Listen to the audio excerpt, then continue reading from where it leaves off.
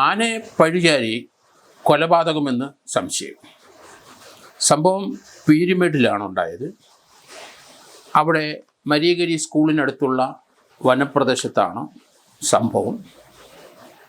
അവിടെ മലമ്പണ്ടാര വിഭാഗത്തിലെ ഭാര്യയും ഭർത്താവും കാട്ടിലെ വിഭവങ്ങൾ പെറുക്കാൻ പോയി.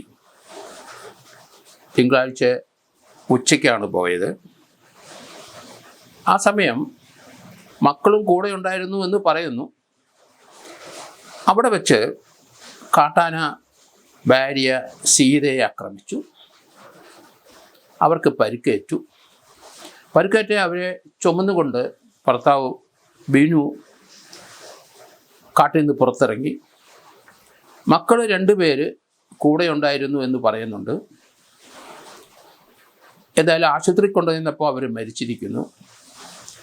ഗുരുതരമായ പരിക്കുണ്ട് അവർക്ക്. പോസ്റ്റ്മോർട്ടം ചെയ്തു താലൂക്ക് ആശുപത്രിയിലെ ഡോക്ടർ അഭിപ്രായത്തിൽ ആന പരിക്കേൽപ്പിച്ചതല്ല എന്നാണ് പറയുന്നത്. തലയുടെ ഇരുവശത്തും സീതയുടെ തലയൂട്ടി ഭാഗത്ത് കല്ലുകൊണ്ട് ഇടിച്ച രീതിയിലുള്ള പരിക്ക്. ഒരു റഫ് സർഫസിൽ തല ചേർത്ത് വെച്ച് ഇടിച്ചതിൻ്റെ രീതിയിലുള്ള പരിക്ക്. 7 വാരിയല്ലുകൾ ഒരു വശത്ത് പൊട്ടിയിട്ടുണ്ട്, ഒടിഞ്ഞിട്ടുണ്ട്. മറുവശത്ത് 6 വാരിയല്ലുകൾ ഒടിഞ്ഞിട്ടുണ്ട്. 7 വാരിയല്ല് ഒടിഞ്ഞതിൽ 2-3 എണ്ണം ലങ്സിലെ ശ്വാസകോശത്തിൽ കുത്തിക്കയറിയിട്ടുണ്ട്. 6 വാരിയല്ല് ഒടിഞ്ഞെടുത്ത് 1 വാരിയല്ല് ശ്വാസകോശത്തിൽ കുത്തിക്കയറിയിട്ടുണ്ട്. ദേഹമാസകലം പരിക്ക്, ബോഡി വലിച്ചഴിച്ച പാട്. ഇതൊക്കെ ഒരു ആനയ്ക്കുണ്ടാക്കാൻ പറ്റില്ല. വയറ്റിൽ ആന ചവിട്ടിയെന്ന് പറയുന്നു. ആന ചവിട്ടിയിട്ടുണ്ടെങ്കിൽ വയറ്റിലെ ഓർഗനെല്ലാം ചപ്പി പോകും. എന്താണ് സംഭവിച്ചത് എന്ന് ബിനു എന്ന സീതയുടെ ഭർത്താവ് പറയുന്നില്ല. അയാൾ പറയണത് ആനയുടെ ആക്രമണത്തിൽ നിന്നാണ് ഇതുണ്ടായത്. പക്ഷേ പോസ്റ്റ്മോർട്ടം ചെയ്ത ഡോക്ടർക്ക് ആനയ്ക്ക് ഇങ്ങനെയുള്ള പരിക്ക് ഏൽപ്പിക്കാൻ കഴിയില്ല. അങ്ങനെ ഭർത്താവിനെ സംശയിക്കുന്നു. ആ സംശയത്തിൻ്റെ അടിസ്ഥാനത്തിൽ അയാളെ പോലീസ് ചോദ്യം ചെയ്യുന്നു. അയാൾ ആനയാണ് തൻ്റെ ഭാര്യയെ ചവിട്ടിക്കൊന്നത് എന്ന രീതിയിൽ തന്നെയാണ് പറയുന്നത്. അയാൾക്കൊരു രൂപമാറ്റവും ഇല്ല, മുഖത്തൊരു ഭാവമാറ്റവുമില്ല, അയാളുടെ സംസാരത്തിൽ ഒരു സംശയം തോന്നുന്നില്ല. പക്ഷേ ഫോറസ്റ്റ് ഡിപ്പാർട്ട്മെൻറ്റിലെ ആൾക്കാർ, കോട്ടയം DFOയുടെ കീഴിലുള്ളവർ, ഈ ആന ചവിട്ടി അല്ലെങ്കിൽ ആന കുത്തി പരിക്കേൽപ്പിച്ചു എന്ന് പറയുന്ന സീതയെ ആക്രമിച്ച സ്ഥലം പരിശോധിച്ചപ്പം അവിടെ ആന വന്ന ലക്ഷണങ്ങൾ അവർ കാണുന്നില്ല, സംശയാസ്പദമാണ്.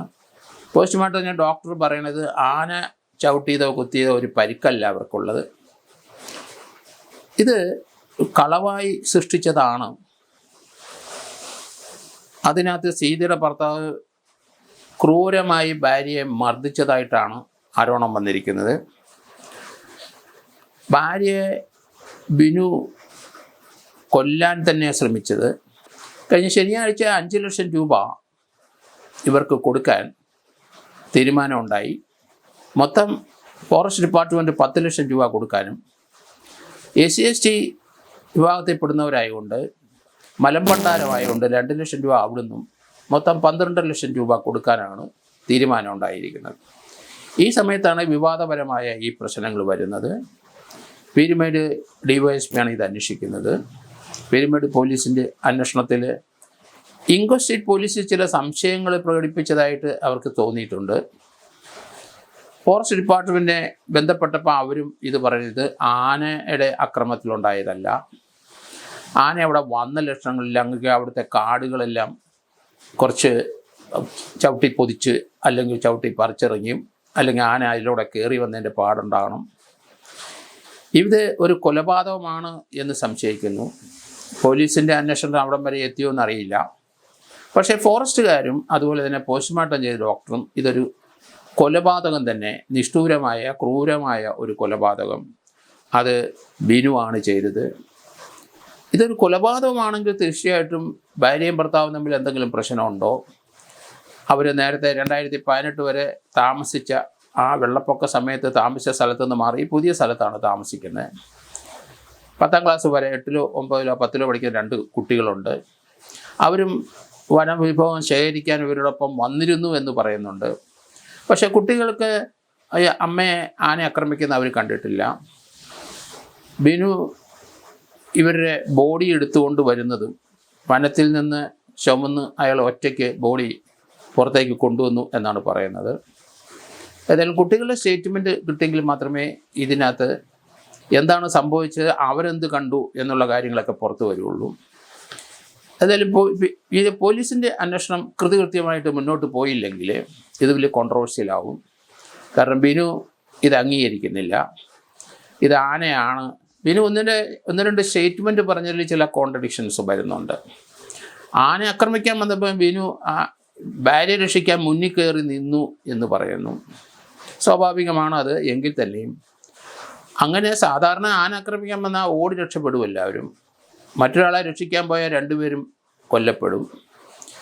അയാളുടെ ആദ്യത്തെ സ്റ്റേറ്റ്മെൻറ്റ് തന്നെ അല്പം കോൺട്രഡിക്ഷനായി. കാരണം ആനയുടെ വരുന്ന കണ്ട് ഭാര്യയുടെ മുന്നിൽ കയറി രക്ഷപ്പെടുത്താൻ കയറി നിന്നു എന്ന്. അതത്ര വിശ്വസനീയമായ ഒരു സ്റ്റേറ്റ്മെൻ്റ് അല്ല. പക്ഷേ ഇത് താലൂക്ക് ആശുപത്രിയിലെ പോസ്റ്റ്മോർട്ടം ചെയ്യുന്നതിന് പകരം ഫോറസ്റ്റുകാർ സംശയം പറഞ്ഞപ്പോൾ ആന വന്നതല്ല, ആന വന്നിട്ടില്ല. അങ്ങനെയായിരുന്നെങ്കിൽ ഇത് ഫോറൻസിക് ഡോക്ടറെ കൊണ്ട് ചെയ്യിക്കണമായിരുന്നു. പോലീസ് അതിന് തുനിഞ്ഞില്ല. കോട്ടയം മെഡിക്കൽ കോളേജിൽ കൊണ്ടുപോയി ഫോറൻസിക് ഡിപ്പാർട്ട്മെൻറ്റിലാകുമ്പം മുറിവുകളെപ്പറ്റി കൂടുതൽ എക്സ്പീരിയൻസ് ഉണ്ട് അവർക്ക്. പോസ്റ്റ്മോർട്ടം ചെയ്ത് താലൂക്ക് ആശുപത്രിയിലെ ഡോക്ടർമാരും ധാരാളം മുറിവുകൾ കണ്ടിട്ടുണ്ടാവും. തലയിലുണ്ടായിരിക്കുന്ന മുറിവ് അവിടെ പോസ്റ്റ്മോർട്ടം ചെയ്ത ഡോക്ടർ പറയുന്നത് അതൊരു ആനയുടെ ആക്രമണത്തിലുണ്ടായ മുറിവുകളല്ല, തലയുടെ ഇരുവശത്തും ഏതോ റഫ് സർഫസ് കൊണ്ട് ഉള്ള ഇടിയേറ്റ അല്ലെങ്കിൽ ഭിത്തിയോട് ചേർത്തടിച്ച ശബ്ദമുണ്ട്, ചേർത്ത പരിക്കുകളുണ്ട്. ഇവർ ഈ സ്ത്രീയെ ഏതോ പൊക്കത്തിൽ നിന്ന് എടുത്ത് താഴോട്ടിട്ടതാണോ എന്ന് സംശയമുണ്ട്. അങ്ങനെയും പരുക്കേക്കാം.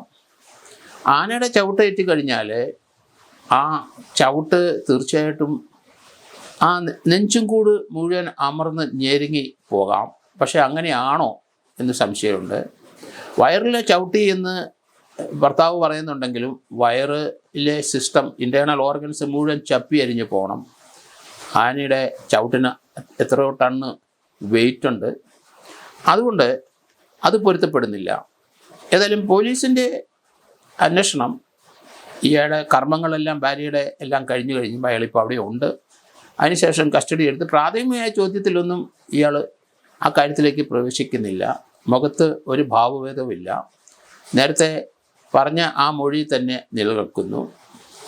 പോസ്റ്റ്മോർട്ടത്തിലെ ഡോക്ടർ ഇത് പരിശോധിച്ച് അല്ലെങ്കിൽ പോസ്റ്റ്മോർട്ടം ചെയ്ത് കണ്ട മുറിവുകൾ അത് ഒരു മനുഷ്യനുണ്ടാക്കിയതാകാനാണ് സാധ്യതയെന്നാണ് ഡോക്ടറെ സ്റ്റേറ്റ്മെൻറ്റ്. കാരണം ആനയുടെ ചവിട്ടേറ്റ് എന്നെങ്കിൽ ആന കുത്തിയിട്ടില്ല ബോഡിയിൽ.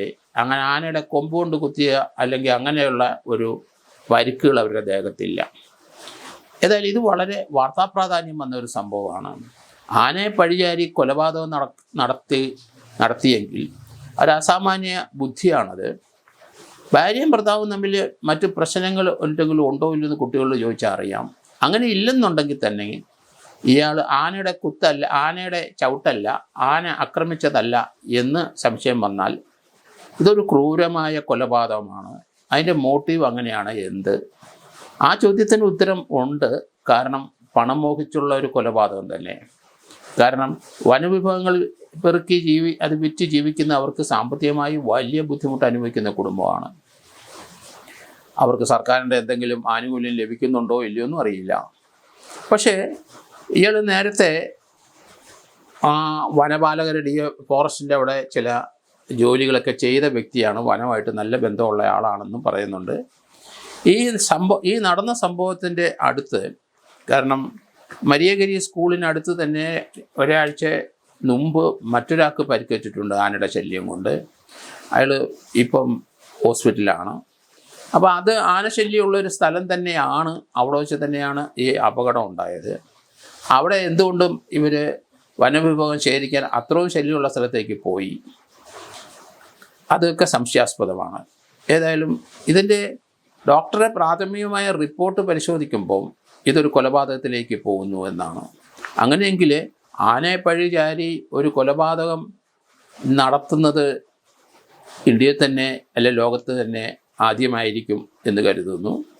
കാരണം പോലീസ് അതിലേക്ക് ഇയാളെ ചോദ്യം ചെയ്ത് അയാളെ ഈ കാര്യത്തെപ്പറ്റി കൺഫ്രണ്ട് ചെയ്ത് വന്നെങ്കിൽ മാത്രമേ അതിനൊരു പരിഹാരമാവുള്ളൂ. ഏതായാലും ബിനു ഇപ്പോഴും തൻ്റെ ഭാര്യ സീതയെ കൊന്നത് ആന തന്നെയാണ് എന്ന് ഉറച്ചു നിൽക്കുന്ന ഒരവസ്ഥയിലാണ്.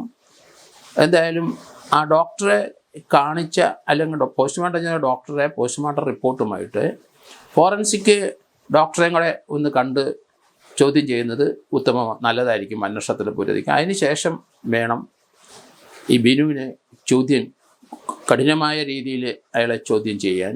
അതിനു മുമ്പ് അയാൾ പറയുന്നത് വാക്കുകളെ വിശ്വസിക്കാനൊക്കെ ഉള്ളൂ. പക്ഷേ ഹൈലി കോൺട്രഡിക്ടറി ആയ സ്റ്റേറ്റ്മെൻറ്റാണ് അയാൾ പറഞ്ഞുകൊണ്ടിരിക്കുന്നത്. അതൊരു സംശയാസ്പദം തന്നെയാണ്. എന്തായാലും കോട്ടയം മെഡിക്കൽ കോളേജ് ഡോക്ടറെ കണ്ട് ചോദ്യം ചെയ്ത ശേഷം പോലീസ് ഇയാളെ ചോദ്യം ചെയ്താൽ ആ ആനയുടെ അക്രമത്തിലുണ്ടാകുന്ന മുറിവുകളാണോ ഇല്ല സെക്കൻഡ് ഒപ്പീനിയൻ കൂടെ എടുക്കുന്നത് നല്ലതാണ്. കാരണം താലൂക്ക് ഹോസ്പിറ്റലിലെ ഡോക്ടർമാർ പോസ്റ്റ്മോർട്ടം ചെയ്ത് അത്ര പരിചയം കാണില്ല. പക്ഷേ പരിക്കേക്കും ഇടി കുത്ത് വെട്ടിനെ പറ്റിയൊക്കെ ധാരാളം മുറിവുകൾ കണ്ട ആൾക്കാരാണ്. അപ്പോൾ അങ്ങനെ പറയുന്നൊരു ഡോക്ടറെ നമുക്ക് പോസ്റ്റ്മോർട്ടം ചെയ്ത ഡോക്ടറെ തള്ളി പറയാൻ കഴിയില്ല. ആ പരിക്കിൻ്റെ സ്വഭാവം അനുസരിച്ച് ആന ആക്രമിച്ചതല്ല എന്നാണ് ആ പോസ്റ്റ്മോർട്ടം ചെയ്ത ഡോക്ടർ പറയുന്നത്.